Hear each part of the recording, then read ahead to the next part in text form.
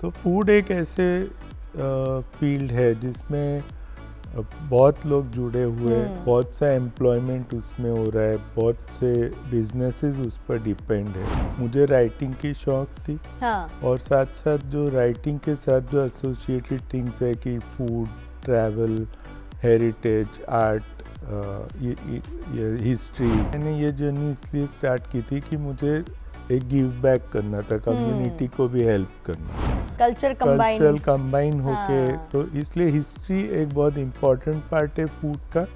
Geography की वहाँ क्या ग्रो हो रहा है, क्लाइमेट क्या है, वो भी एक इम्पॉर्टेंट फैक्टर है। गूगल नहीं था, ना गूगल मैप्स थे, जो भी था वहाँ जाके आपको इन्वेस्टिगेट करना था, वो सोचना था, जो गुजराती में सोचना था। तो कभी रिक्शा वाले को पूछा कि यहाँ का ब्रेकफास्ट क्या फेमस है।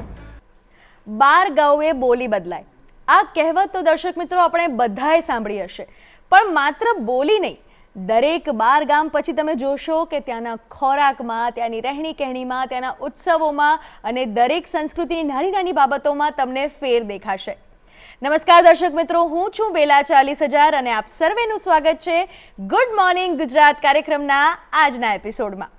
દર્શક મિત્રો, પ્રવાસ એ એવો એક ખૂબ ઝીણો સબ્જેક્ટ છે, પણ તમે પ્રવાસે જાઓ તો તમને દરેક જગ્યાની સંસ્કૃતિ, ત્યાંના લોકોની અને ત્યાંના લોકોની રહેણી કહેણીની ખૂબ પારદર્શિતા મળે, ત્યાંથી ખૂબ તમે ઝીણવટથી એ લોકોની જીવનની દરેક બાબતોને સમજી શકો છો। અને જ્યારે વાત આવે પ્રવાસની, ત્યારે તેની સાથે જોડાયેલો એક સબ્જેક્ટ છે ખોરાક।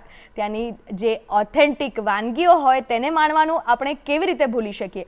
ગુડ મોર્નિંગ ગુજરાત કાર્યક્રમમાં આજના આપણા મહેમાન છે જે પ્રોફેશનથી તો આમ તો જર્નલિસ્ટ કહેવાય, પણ તેમનો મેઇન સબ્જેક્ટ જે છે તે ખોરાક અને પ્રવાસ છે। કેટલી મજાની વાત, જે આપણા શોખ હોય કે ફરવા જવાનો અને ખાવાનો, તે જ તેમણે પ્રોફેશન બનાવ્યું છે। તો મળીએ આપણે અનિલભાઈને અને જાણીએ તેમની પાસેથી કે તેમની આ જર્નીની શરૂઆત કેવી રીતે રહી અને કેવી રીતે ખોરાક અને પ્રવાસ તેમનો जीवनનો एक अनन्य भाग बनी गयो। अनिल सर, आपका बहुत बहुत स्वागत है आज के गुड मॉर्निंग गुजरात के हमारे इस एपिसोड में। तो सबसे पहले मैं यही क्वेश्चन पूछूंगी कि हम लोगों को बहुत घूमने का शौक होता है, खाने का तो पूछो ही मत, तो आपने उसको प्रोफेशन में कन्वर्ट कैसे किया?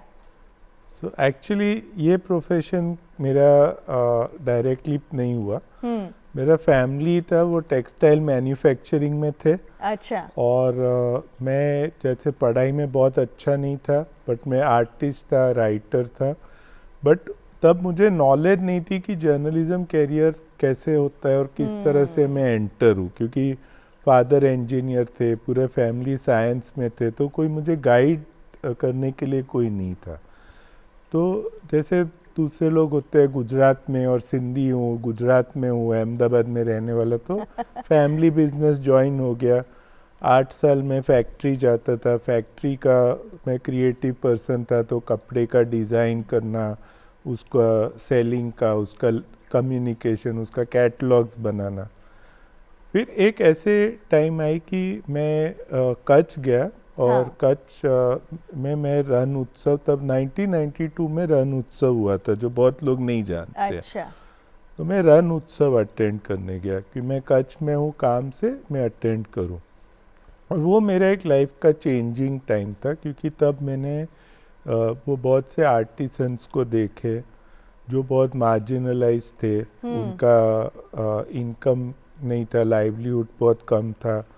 फिर बहुत से मैंने देखे कि फूड के स्टॉल्स है जो स्ट्रगल करते हैं, जो कर रहे हैं।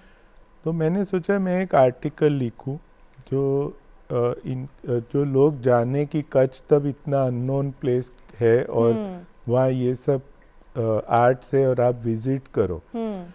तो मैंने वो आर्टिकल लिखा और मैंने एक बिजनेस इंडिया को भेजा। तो बिजनेस इंडिया में उन्होंने उनका एक पब्लिकेशन में उसको छापा। अच्छा। वो छापा और वो कवर स्टोरी बना।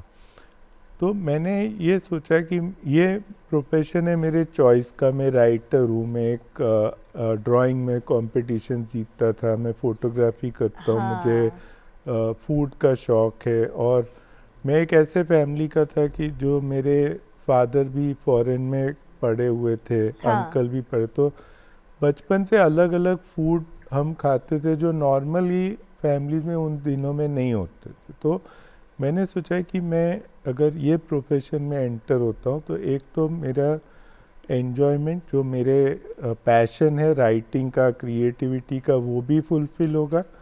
और जो मेरा पहले से वो था कि थोड़ा मैं स्कूल कॉलेज डेज से ही मैं काफ़ी सोशल वर्क, एनवायरमेंटल कॉजेज़ में इन्वॉल्व था, लोग को हेल्प करना, मेंटोर करना, तो मेरे को सेटिस्फेक्शन भी मिलेगा। अच्छा। सो मैंने फिर फैमिली को बताया कि मुझे ये प्रोफेशन एंटर होना है। तो फैमिली को एक डर बैठी कि इंडिया में इस तरह का फ्रीलांस जर्नलिज्म है नहीं, और ये किस तरह से करेगा।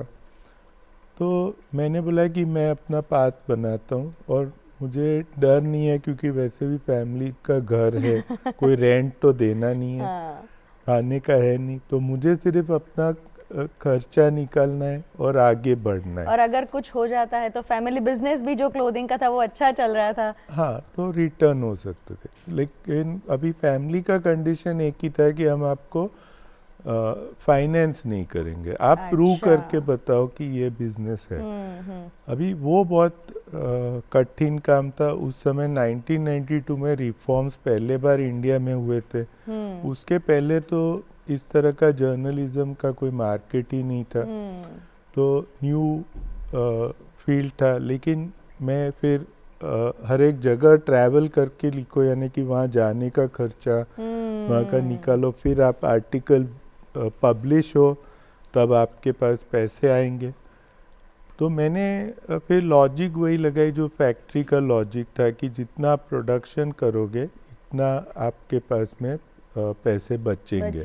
बिल्कुल। सो मैंने फिर बहुत सारे सैंपल बनाए आर्टिकल्स के, और कोर्ट एरिया में जो टाइपिस्ट थे वहाँ मैं टाइपिंग करा के क्योंकि उन दिनों में कंप्यूटर था नहीं, मैं कवर में डाल के बहुत से एडिटर को भेजा। अच्छा। सो हुआ ऐसे कि बहुत से एडिटर नेशनल लेवल पर इनके रिप्लाई आया कि ये सब्जेक्ट हम ढूंढ रहे हैं, क्योंकि अभी मार्केट खुली है, रिफॉर्म्स है, इसमें ज़्यादा राइटर है नहीं। तो मेरे पास में असाइनमेंट्स आने लगी तो मैं फिर प्लान करने लगा, चलो मैं उदयपुर जा रहा हूँ तो इतना कॉस्ट आएगा, तो मुझे 4 आर्टिकल हो गए, तो एक आर्टिकल में से खर्चा निकलेगा, एक में से ये निकलेगा, एक नेक्स्ट ट्रिप के लिए इतना पैसा बचेगा। तो इस तरह से प्लानिंग करते करते मैंने 1992 में ये जर्नी स्टार्ट की, और मे बी राइट टाइम पर था। एक हिसाब से वो अर्ली टाइम था क्योंकि इंडिया में ओपनिंग था, और शायद एक राइट टाइम था कि ये फील्ड में ज़्यादा एक्सपर्टीज़ नहीं थी। तो दोनों मेरे तरफ एंटी एंड प्रो, यानी फॉर एंड अगेंस्ट, दोनों तरफ मेरे अगेंस्ट थे, बट मेरा अच्छा पिकअप होने लगा। और फिर ऐसे हुई कि वो आर्टिकल जैसे कोई पढ़ रहा था, मान लो कि कोई कंपनी का ओनर पढ़ रहा था, तो वो मुझे अप्रोच करता था कि हमारे कंपनी के बारे में ब्रोशर लिख के दो।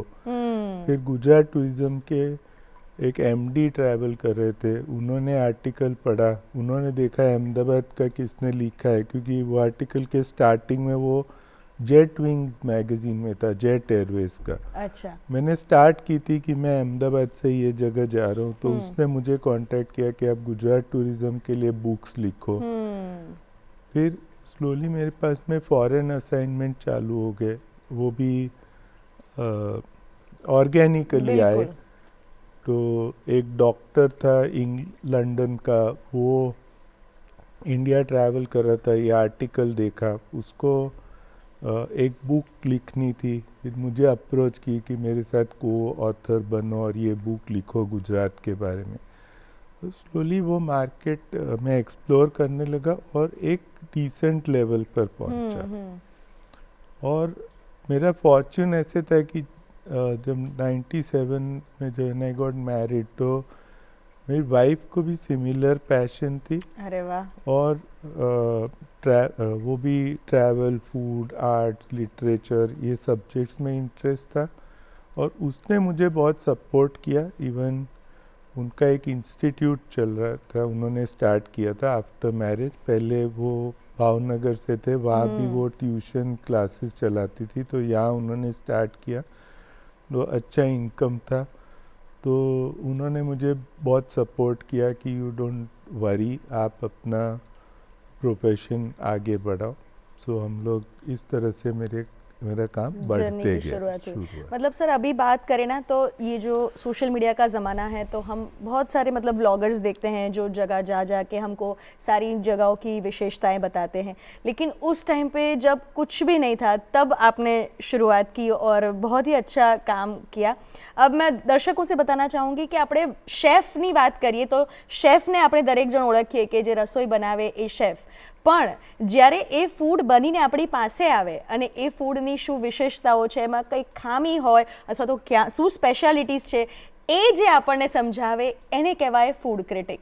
तो आपने जो फूड क्रिटिक की जर्नी, आपने लिखा कि प्रवास करते हुए गुजरात की स्पेशलिटी जगहों के बारे में लिखा, लेकिन हर जगह का फूड कुछ स्पेशल है, कुछ अनोखा है, इंग्रेडिएंट्स अलग होते हैं। तो वो फूड क्रिटिक्स की आपने कैसे आपकी जर्नी रही? जैसे मैंने बताया कि मेरे 2 पर्पस थे ये प्रोफेशन में एंटर होने का। एक था कि मुझे राइटिंग की शौक थी, हाँ, और साथ साथ जो राइटिंग के साथ जो एसोसिएटेड थिंग्स है कि फूड, ट्रैवल, हेरिटेज, आर्ट, ये हिस्ट्री। और सेकंड थिंग था कि मैंने ये जर्नी इसलिए स्टार्ट की थी कि मुझे एक गिव बैक करना था, कम्युनिटी को भी हेल्प करना था। तो फूड एक ऐसे फील्ड है जिसमें बहुत लोग जुड़े हुए हैं, बहुत सा एम्प्लॉयमेंट उसमें हो रहा है, बहुत से बिजनेसेस उस पर डिपेंड है। बिल्कुल। तो वो मुझे बहुत इंटरेस्ट किया। जहाँ फूड का नॉलेज का सवाल है, तो उसमें बेसिक थिंग क्या है कि जैसे आपने बोला, फूड के 2 चीज़ें, एक ज्योग्राफी और एक हिस्ट्री। सो फूड ये 2 फैक्टर से इन्फ्लुएंस होता है, 2 फैक्टर मिलके एक फूड बनता है। तो वहाँ क्या ग्रो हो रहा है, या तो हिस्ट्री से क्या है। तो मुझे हिस्ट्री, ज्योग्राफी का भी इंटरेस्ट था, तो मुझे ये फूड एक्सप्लोर करने लगा। डिफरेंट फूड की, जैसे पैलेस का फूड है, तो बहुत बार क्या होता था कि महाराजा मान लो गुजरात के थे, उसकी वाइफ नेपाल की है। सो बहुत से फूड इस तरह से कल्चर कंबाइन होके, तो इसलिए हिस्ट्री एक बहुत इम्पॉर्टेंट पार्ट है फूड का। ज्योग्राफी की वहाँ क्या ग्रो हो रहा है, क्लाइमेट क्या है, वो भी एक इम्पॉर्टेंट फैक्टर है। तो ये एक मुझे एक बहुत इंटरेस्टिंग सब्जेक्ट लगी कि ये किस तरह से ये इवॉल्व होता है, कि कैसे एक पर्टिकुलर डिश इवॉल्व हुआ है, कैसे कहाँ से इन्फ्लुएंस आई, कहाँ से इंग्रेडिएंट आया, और फाइनली क्या प्लेट पर आई।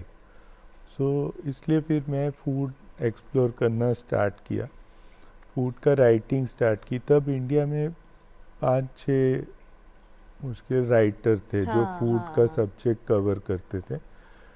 फिर स्लोली मैंने अपना नीश बनाया, अपना किया, और फूड एक सब्जेक्ट था जो मैं लिख रहा था। फिर मुझे जो फूड क्रिटिक का जो रोल मुझे मिला, वो लगभग 2006, 7, 8 में। तब वो था कि अहमदाबाद में भी रेस्टोरेंट्स बहुत से हो गए, तो तब तक मैं अलग अलग जगह ट्रैवल करता था, कि कभी लखनऊ, कभी क्या। और जैसे आपने बताया, तब गूगल नहीं था, ना गूगल मैप्स थे, जो भी था वहाँ जाके आपको इन्वेस्टिगेट करना था, वो शोधना था, जो गुजराती बोलते हैं शोधना था। तो कभी रिक्शा वाले को पूछा कि यहाँ का ब्रेकफास्ट क्या फेमस है, या कोई टैक्सी वाले को पूछा, कोई गाइड को पूछा, कोई होटल के रिसेप्शनिस्ट को पूछा, कोई लोकल पीपल को पूछा, और ऐसे करके आर्टिकल बनते थे। मैंने बुक्स भी थे, तो मुझे वो अपॉर्चुनिटीज भी मिले कि फॉरेन के जो बुक्स है, जो ट्रैवल गाइड्स है, उसमें मैं ऑथर था, तो उसमें भी रिव्यू लिखना था। वो रिव्यू लिखना था from point of view of foreigner, कि अगर फॉरेनर आता है तो उसको कहाँ जाना चाहिए, वो प्लेस हाइजीन वाइज या सेफ्टी वाइज ठीक है कि नहीं। तो फूड क्रिटिक का मेन रोल होता है कि पर्सन को हेल्प करे, जो रीडर है, तय करने के लिए कि कौन से जगह पर मुझे खाना चाहिए, कि उसमें food, hygiene, safety, security, ambience, उसका जो एटमॉस्फेयर है, उसका जो डेकोर है, इंटीरियर्स है, फर्नीचर है, तो सब कुछ वर्णन करके हमको बताना पड़ता है। तो वो मैंने स्टार्ट की और फिर इंडिया में मुझे फिर चांसेस मिलने लगे 2006, 2007, 2008, 9 जब मैगज़ीन मांगने लगे रिव्यूज़। फिर मैंने कुछ बुक्स भी लिख दिया अहमदाबाद के फूड के बारे में, जैसे ये गाइड बुक है। अच्छा। और ये लिखे मैंने 2018 में। तो ये बुक स्टार्ट हो गए। फिर टाइम्स फूड अवार्ड के अवार्ड्स भी स्टार्ट हुए, उसमें भी जूरिंग का चांस मिला। सो उससे मैं अहमदाबाद का भी फूड एक्सप्लोर करना स्टार्ट किया, वहाँ के रिव्यूज़ लिखने। और सबसे बड़ा चैलेंज एक क्रिटिक के सामने वो होता है कि आप जब लिखते हो तो आपके एक रेस्पॉन्सिबिलिटी है, क्योंकि आप कोई रेस्टोरेंट को प्रमोट नहीं कर रहे हो लेकिन उसको बंद भी नहीं करना चाहते। तो आपको बिल्कुल इक्वल, अनबायस्ड, विदाउट एनीथिंग, आपको अपना दृष्टिकोण को बहुत ज़्यादा नहीं ध्यान में रखते हुए, पढ़ने वाले को समझते हुए आपको लिखना है। तो मुझे लगता है कि एक बहुत रिस्पॉन्सिबल जॉब होती है कि आपको किसी के फूड के बारे में अच्छी बुरी बातें भी बतानी है, फिर भी उनकी जो स्पेशलिटी है उनको थोड़ा आगे रखना है, उनके बारे में भी सोचना है, उनके बिजनेस के बारे में भी सोचना है। आपने बताया कि गूगल मैप्स नहीं थे, रिक्शा वाले से पूछते थे, टैक्सी वाले से पूछते थे, और आज का ज़माना है कि गूगल पे अगर आप एक रेस्टोरेंट के रिव्यू के बारे में जानोगे तो गूगल खुद भी रिव्यू देता है, बहुत सारे व्लॉगर्स के भी रिव्यू आपको मिलते हैं। तो दोनों टाइम में जब आप ये फूड क्रिटिक का जॉब करते हो तो कौन सा डिफ़िकल्ट था, कौन सा इजी था, और अभी क्या चैलेंजेस है, पहले क्या चैलेंजेस थे? मतलब बोलते हैं कि गूगल वगैरह नहीं था, लेकिन बुक पे रिलायबल, जैसे न्यूज़पेपर में अगर एक आर्टिकल आ गया तो लोग बहुत रिलाय करते थे उस पर। अभी एक ही रेस्टोरेंट के 12-15 रिव्यूज़ मिलते हैं। तो कौन सा, मतलब आप सोचते हो? पहले ऐसे था कि जैसे आप बोल रहे हो कि जैसे फॉर एग्जाम्पल मैंने एक ट्रैवल गाइड सपोज लिखा है कोई पब्लिशर के लिए, तो वो जो पर्सन वो ट्रैवल गाइड लेके निकल रहा है उसके लिए तो वो एक बाइबल या भगवद गीता है। बिल्कुल, क्योंकि वही उसको गाइड करने वाला है। आज रिव्यूज़ है और वो ज़्यादा कंफ्यूजिंग है रीडर के लिए, क्योंकि जो रिव्यू लिख रहा है उसको कितना नॉलेज है, वो कितना फेयर है, कितना उसको बायस या वो नहीं है, या उसको वो पेड रिव्यू लिख रहा हो। हाँ। तो अभी एक्चुअली रीडर के लिए एक बहुत चैलेंजिंग टाइम है।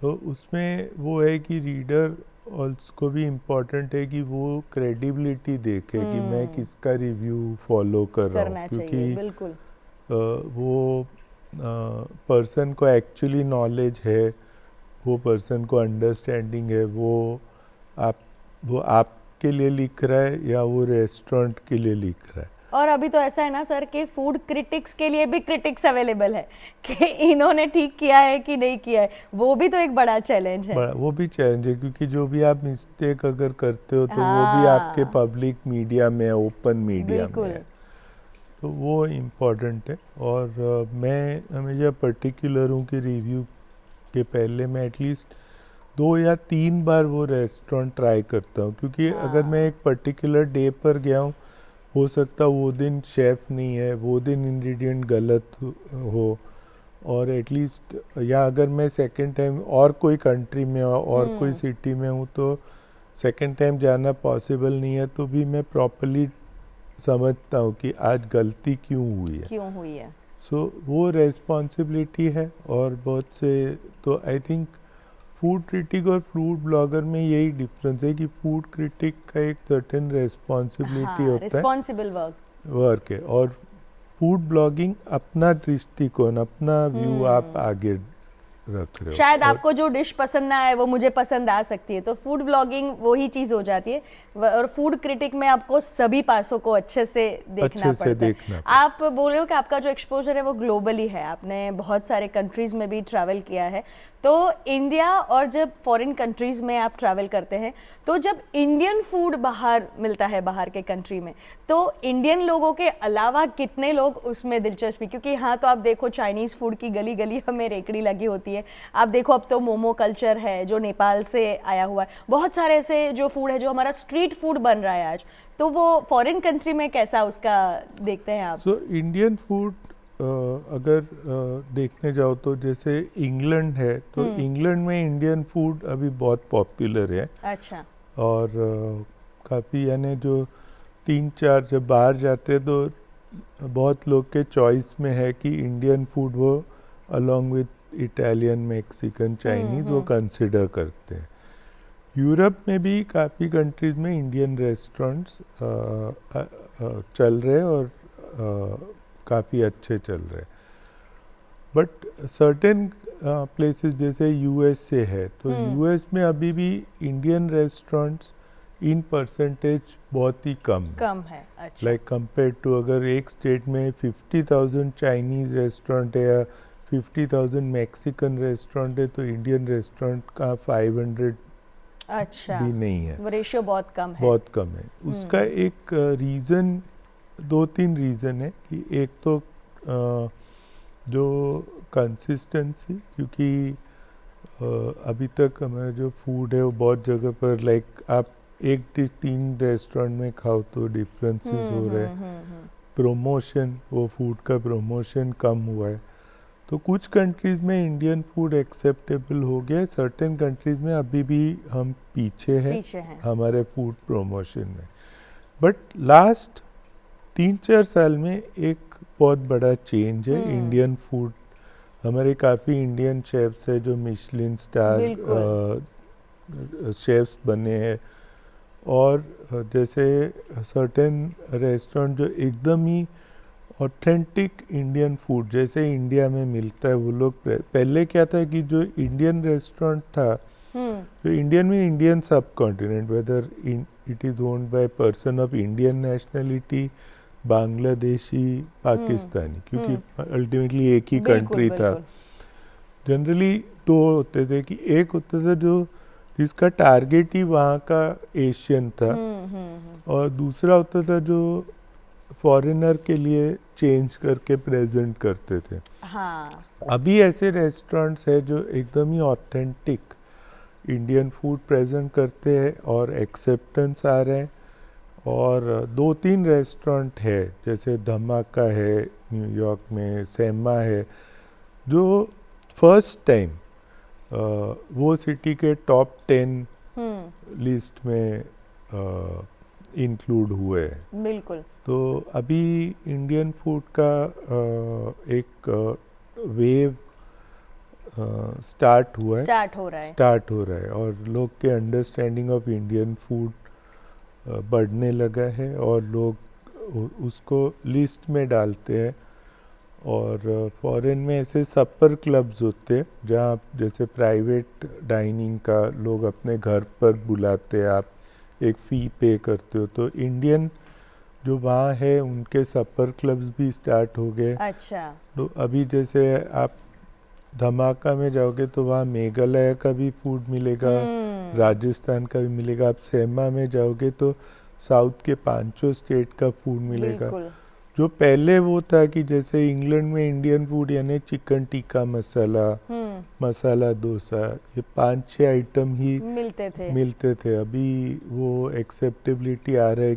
तो मुझे लगता है जो इंडियन जो इंग्रेडिएंट्स हैं जो हम खाना बनाने के लिए इस्तेमाल करते हैं वो अब इजीली अवेलेबल हो गए। जो पहले बहुत डिफ़िकल्ट था कि अगर आपको हींग चाहिए तो हींग के नाम सोचने में भी, जैसे मूवी में भी बताते हैं कि उसका नाम बहुत डिफ़िकल्ट है सोचना, समझना और ढूंढना, तो अब थोड़ा ईजी हो गया है। इसीलिए मुझे लगता है कि इंडियन फूड का थोड़ा एक्सेप्टेंस बढ़ा है, ऐसा मुझे लगता है।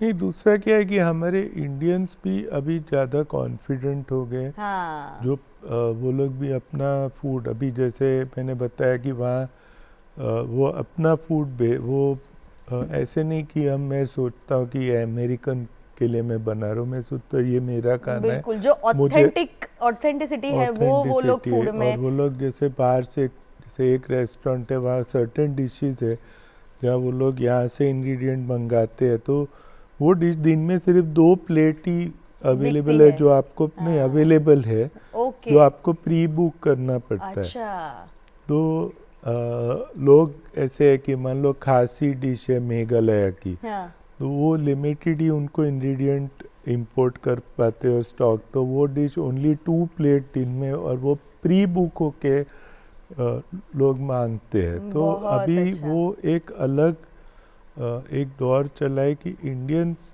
अपने फूड को प्रमोट कर रहे हैं, और जो स्पेशलिटी है वो सबके साथ शोकेस कर रहे हैं। जो पहले वो लोग इंडियन पॉपुलेशन के लिए ही वो बनाते थे, वो अभी वो कॉन्फिडेंस के साथ वर्ल्ड को दे रहे हैं, और विदाउट अपॉलॉजी, विदाउट फीलिंग कि नहीं ये यही है, ये स्पाइस लेवल है तो ऐसे ये ही बनता है स्पाइस, भैया, ऐसे इतना ही तेल रहेगा, इतना ही मसाला रहेगा, पर यही इंडियन फूड की खासियत है, और लोग एक्सेप्ट कर रहे हैं। तो अभी भी मैं बोलूँगा हम अभी भी पीछे हैं इन टर्म्स। और अब जैसे हमारे इंडियन फूड पॉपुलर हो गया, हमारे एक्सपोर्ट भी बढ़ेंगे, जैसे आपने बताया हमारे इंग्रेडिएंट्स भी जाएंगे।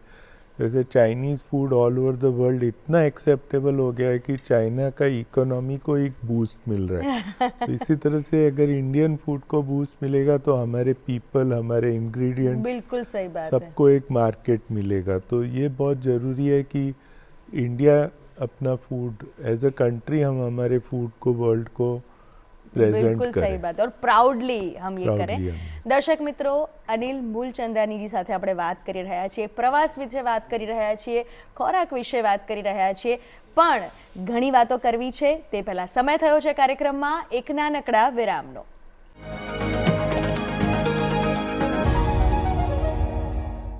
દર્શક મિત્રો, વિરામ બાદ આપ સર્વેનું સ્વાગત છે કાર્યક્રમ ગુડ મોર્નિંગ ગુજરાતમાં। ચાલો પહોંચી જઈએ अनिल પાસે અને પૂછીએ પ્રવાસ અને ખોરાકની સ્પેશિયલ વાતો। अनिल जी, आपसे बातें की हमने फूड ब्लॉगिंग, फूड क्रिटिक के बारे में, लेकिन ये जो आपको अवार्ड मिला है मध्य प्रदेश टूरिज्म के साथ, तो उसकी जर्नी बारे में बताइए। और गुजरात में रहते हुए आप मध्य प्रदेश की कल्चर और उनका जो वहाँ की स्पेशलिटी है उसके बारे में इतना डीप रिसर्च आपने कैसे किया? तो जैसे मैंने बताया कि मेरा बिलीफ है कि फूड है वो हिस्ट्री और ज्योग्राफी का कॉम्बिनेशन है।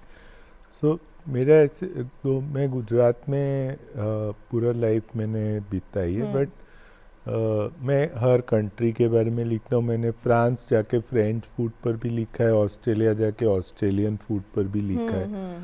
तो फूड क्रिटिक का तो एक रिस्ट्रिक्शन, जोग्राफिकल रिस्ट्रिक्शन नहीं होता है। तो मैंने जैसे मैंने बताया उस समय 2015-16 में मध्य प्रदेश टूरिज़्म ने एक अवार्ड निकाली थी फॉर जिन्होंने टूरिज़्म में कंट्रीब्यूट किया था। और उस साल में मैंने मध्य प्रदेश के 5-6 आर्टिकल अलग अलग लिखे थे, मीन्स मैंने ऐसे विज़िट किए थे और मैंने लिखे थे। तो लक ऐसे हुई या जो भी हुई, बट वो आर्टिकल उनके हाथ लगी और उन्होंने डिसाइड किया कि ये मध्य प्रदेश का नहीं है रेजिडेंट, बट इन्होंने हमारे स्टेट को बहुत अच्छी तरह प्रेजेंट किया, बहुत अच्छी तरह प्रोमोट किया है। तो मुझे उनसे एक ईमेल आया, पहले मेरे पास कांटेक्ट हुआ, मेरे पास ईमेल आया, मुझे बोला आप अपना बारे में बताओ कि हम आपको कंसिडर कर रहे हैं। हमने 22 पीपल शॉर्ट लिस्ट किए, उसमें से एक आप हो। अच्छा। तो मैंने मेरे आर्टिकल्स जो मध्य प्रदेश के लिखे थे 92 से लेके जितने मेरे पास पोर्टफोलियो में थे, सबका मैंने एक PDF भेजा और मैंने अपना उनको भेजा कंसिडर करने के लिए। और फिर मेरे पास मेल आई कि आप सिलेक्ट हुए और ये दिन आपको भोपाल आना है अवार्ड रिसीव करने। वो फर्स्ट टाइम था कि मध्य प्रदेश में अवार्ड हो रहा था 2015-2016, और आई थिंक वो शायद जहाँ तक मैं जानता हूँ फर्स्ट टाइम था कि कोई भी स्टेट ने इस तरह का एक अवार्ड दिया, फंक्शन किया। अच्छा। फंक्शन किया। तो उन्होंने वो दिन भोपाल में फंक्शन था, शिवराज चौहान जी खुद थे चीफ मिनिस्टर अवार्ड देने के लिए, और काफ़ी कैटेगरीज थे, हैंडीक्राफ्ट से लेके मध्य प्रदेश के हैंडीक्राफ्ट से लेके hotels, restaurants, banquets, tour guide, और ये एक कैटेगरी था। तो मुझे वही था कि चलो एक दूसरे स्टेट ने मुझे पहचाना, मुझे बुलाया और इतना अप्रिसिएशन दिया। एप्रिसिएशन दिया। और मध्य प्रदेश एक स्टेट है जो मुझे काफ़ी दिलचस्पी है, मुझे बहुत पसंद है, क्योंकि उन्होंने एक तो उनके पास बहुत कुछ है इन टर्म्स मॉन्यूमेंट से लेके टाइगर से लेके नेचुरल ब्यूटी, बट उसके साथ साथ उन्होंने बहुत इनिशिएटिव लिया है क्लेanलीनेस का भी। बिल्कुल। कि जो इंदौर या भोपाल में जो क्लेanलीनेस लिया है, बहुत अच्छे फैसिलिटीज़ भी क्रिएट किए हैं। इनफैक्ट वो सेंटर में स्टेट है जो फिर भी उन्होंने इनिशिएटिव्स लिए हैं, और उन्होंने म्यूज़ियम्स भी बहुत अच्छे बनाए भोपाल में। मुझे वहाँ के बारे में लिखने का भी एक एन्जॉयमेंट थी। तो वो अवार्ड मुझे मध्य प्रदेश गवर्नमेंट ने दी। Many congratulations to that sir. और एक गुजरात के बारे में अगर बात करें, आपने पूरे हिंदुस्तान का पूरा कल्चर देखा हुआ है। गुजरात की बात करें तो गुजरात में भी बहुत हेरिटेज, मतलब आप देखिए हेरिटेज तो है ही, पर जो रण प्रदेश है, डेजर्ट एरिया है, बिगेस्ट कोस्टल एरिया है, और जो अरवली की पर्वतमाला है, सारे मतलब सापुतारा और उसका जंगल, घना जंगल आप देखें तो सब, मतलब हम भी बहुत रिच है आप अगर देखो जोग्राफिकली। तो आप गुजरात को कैसे देखते हैं और गुजरात को कैसे डिस्क्राइब करते हैं? तो जैसे अगर हम एक फूड क्रिटिक के दृष्टिकोण से देखता हूँ तो गुजरात बहुत रिच है फूड में, क्योंकि आप जैसे सिद्धपुर का बोरा फूड देखो, या आप कच्छ का मेमनी फूड देखो, या आप पारसी फूड देखो उडवाडा का, या काठियावाड़ी फूड, कच्ची फूड हो गया, सूरती फूड हो गया, या ट्राइबल फूड जो डांग के है, जिस तरह से वो मिलेट्स यूज़ करते हैं। तो गुजरात, सर आप मिस मत कीजिए, सिंधी फूड भी है गुजरात में। सिंधी फूड भी है, बिकॉज हम एक पोर्ट थे। हाँ। तो पोर्ट्स हमारे बड़े थे, तो हर जगह से लोग लैंड होते थे। जब पारसीज ईरान से निकले तो भी गुजरात लैंड हुए। जब बगदादी जूस जब बगदाद से निकले तो भी वह सूरत लैंड हुए। और जब पार्टीशन हुआ तो सिंधीज भी शिप में, जब स्टीमर में निकले तब वो लोग भी हमारे गुजरात के बंदर पर ही उतरे। तो ऑटोमेटिकली जो वैरायटी ऑफ फूड हमारे वहाँ है वो बहुत ही वाइड है, उसका वाइड जो है, क्राइटेरिया डिवर्स है, और हर जगह पर बहुत है। द ओनली जो इश्यू हमारा वो है लैक ऑफ प्रमोशन। ओके। हमने अभी तक हमारे वैरायटी, हमारे डाइवर्सिटी को मार्केट में नहीं डाला, जो दूसरे कंट्रीज़ ने जिस तरह से जो अपने फूड को प्राउडली प्रेजेंट करते हैं, वो समहाउ गुजरात वो नहीं कर पाए। हमारे वैरायटी को अभी भी मार्केट में हम प्रेजेंट नहीं कर पाए। तो अभी भी जब हम बाहर गुजराती फूड का बात करते हैं तो लोग सिर्फ ढोकला, खमन और मीठी दाल तक सीमित है। हाँ। वो जानते भी नहीं है कि हमारे वहाँ इतना वैरायटी है कि जो सूरत का खत्री है उसके पास भी सर्टेन डिशेस है जो सिर्फ उसके है, या हमारे इवन जो चरोतर है तो चरोतर में सर्टेन डिशेस है। बिल्कुल। या हमारे वहाँ पर अगर मेमन है तो मेमनी बिरयानी भी बहुत फेमस है। तो ये पारसी भी लोग बॉम्बे के साथ एसोसिएट करते हैं, वो ये नहीं समझते कि पहले तो पारसी गुजरात में ही लैंड थे। बिल्कुल सही बात है। तो समहाउ हम प्रमोशन में बहुत पीछे रहे। हमारे लोग को वो फूड ऑफर करने में कि अगर कोई बाहर से आता है तो बहुत बार उसको सूरत में भी सूरती थाली मिलना बहुत सर गुजराती में एक बहुत अच्छी कहावत है कि काशीनु मरण ने सूरतनु जमण बनने सर्वश्रेष्ठ है। मतलब सूरत जो हमारा सिटी है उसकी जो खाने की वैरायटी की बात है वो बहुत सालों से हम ये कहावतों में देख सूरत रहे हैं। एक वर्ल्ड का एक एम्पोरिया था, एक मॉल था। बिल्कुल। वर्ल्ड से लोग आते थे। फर्स्ट फ्रेंच फैक्ट्री भी वहाँ बनी, फर्स्ट डच फैक्ट्री भी वहाँ बनी, फर्स्ट ब्रिटिश फैक्ट्री भी वहाँ बनी। तो उधर ये सब इन्फ्लुएंसेस है। और अब जैसे सूरत से लोग बर्मा जाते थे काम के लिए, वो भी जब वापस आए तो बर्मीज फूड भी सूरत में एक स्ट्रीट फूड है कि आपको रंगूनी पराठा और खाउसवे भी आपको मिल जाएगा।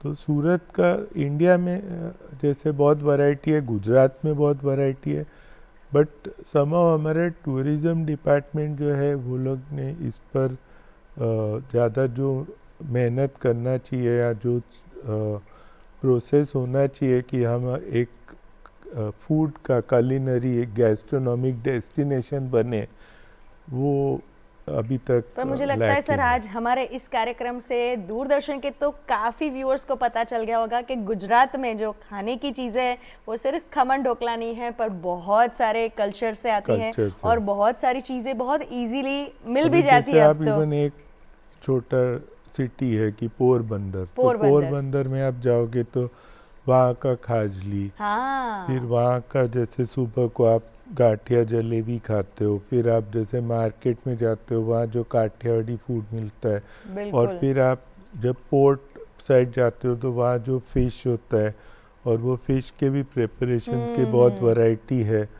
तो जो वहाँ के अलग अलग की खारवा कम्युनिटी का फूड स्पेशल है ये। तो हर एक इवन एक सिटी भी अगर हम गुजरात का छोटा टाउन या छोटा सिटी भी लेते हैं तो उसके अंदर आपको बहुत से फूड का वैरायटी मिलेगा कि आप राधनपुर गए तो वहाँ का पेड़ा, राधनपुर का बनासकांठा का ढोकला, तो आपको बहुत वैरायटी है। बट समहाउ ये है कि हमारे टूरिज़्म के प्रोसेस में ये विषय एंटर नहीं हुई है, कोई प्रॉपर पॉलिसी नहीं बना है या उसका इंफ्रास्ट्रक्चर कि चलो आप सिद्धपुर गए और आपको दाऊदी बोरा थाली खाना है तो वो अवेलेबल हो जाए आपके पर अभी लिए। तो सर आप देखिए डांग की भी बहुत सारी वैरायटीज को हम प्रमोट कर रहे हैं, जो आदिवासी ट्राइबल जो बना रहे हैं, तो धीरे धीरे उस पर भी काम हो रहा है। एक आखिरी सवाल सर आपसे ये पूछूंगी कि आपको अगर ट्रैवल राइटिंग और फूड क्रिटिक के अंदर से कुछ चुनना हो तो आप क्या चुनेंगे? मेरा लाइफ का स्टार्ट तो हुआ ट्रैवल राइटिंग से ही और वो एक पैशन तो रहेगा ही। आई थिंक फूड क्रिटिक मेरा उसका एक भाग है, तो डेफिनेटली ट्रैवल राइटिंग का एक भाग फूड है। तो इसके विदाउट फूड ट्रैवल इज तो फीका पड़ता है कि आप ट्रैवल करते हो तो फूड और ड्रिंक तो एक बहुत इम्पोर्टेंट पार्ट है वो उसका। तो आई थिंक वो हमको वो इस तरह से एक फूड क्रिटिक मेरा सेकंड रोल है। अच्छा, तो मेन आपका रहेगा ट्रैवल राइटिंग और उसके अंदर ही आप फूड क्रिटिक भी आप बन जाते हो। अनिल सर, आपसे बातें करने में बहुत मज़ा आया। आप दूरदर्शन के स्टूडियो में आए और गुजरात के बारे में और भारत की संस्कृति के बारे में और भारत की संस्कृति जो बाहर है उसके बारे में भी आपने बहुत सारी बातें की, उसके लिए आपका बहुत बहुत धन्यवाद। दर्शक मित्रों, આજના ગુડ મોર્નિંગ ગુજરાત કાર્યક્રમમાં આપણે મળ્યા અનિલભાઈને કે જેમણે તમને પોતાના પ્રવાસ અને પોતાના ફૂડ ક્રિટિકની આખી જર્ની આપણી સાથે વેચી અને કેવી રીતે તેમના જીવનનો તે અનન્ય ભાગ બની ગયો છે તે પણ આપણને સમજાવ્યું। હવે આ કાર્યક્રમના અંતિમ સેગમેન્ટમાં આપણે આવી ગયા છીએ અને આપણે આજે સાંભળીશું છારા બેન્ડનું એક ખૂબ જ પ્રેરણાદાયી ગીત। ગમે તેવી કપરી પરિસ્થિતિ હોય, ગમે તેવો સંઘર્ષનો માહોલ હોય, પણ તેમાં પણ જો એક આશાનું કિરણ હોય તો એ આપણને ગમે તેવી પરિસ્થિતિ પાર પડાવે છે, તે આ ગીતમાં આપણે જાણીશું। અને આ અંકમાં બસ આટલું જ। નવા મહેમાન સાથે નવી વાતો સાથે ફરી હાજર થઈશું। ત્યાં સુધી રજા આપશો। નમસ્કાર। सूरज की गर्मी तो तेरे आगे कुछ नहीं है, सूरज की गर्मी तो तेरे आगे कुछ नहीं है। चट्टानों से टकरा जा, ये शिखर कुछ नहीं है। चट्टानों से टकरा जा, ये शिखर कुछ नहीं है। लोहे को काट दे तू, ये बाबू कुछ नहीं। दरिया को सोख ले तू, ये पानी कुछ नहीं।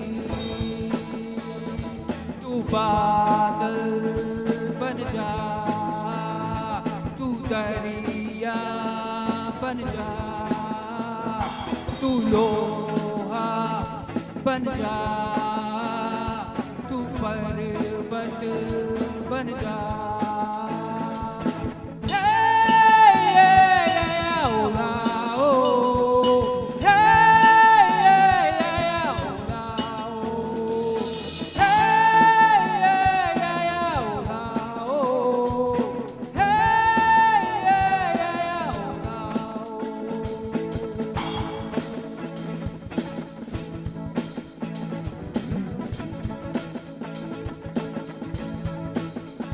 जमी से खेल तू कबड्डी, सांसों को करवटी। जमी से खेल तू कबड्डी, सांसों को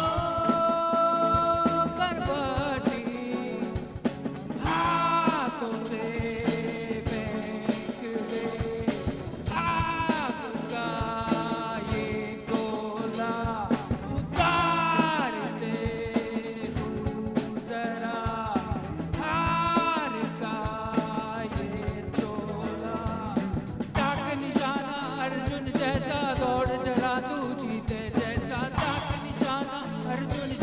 दौड़ जरा तू जीते जैसा, पहिया घुमा तू तूफान का, छोड़ दे पीछे सारा जमाना।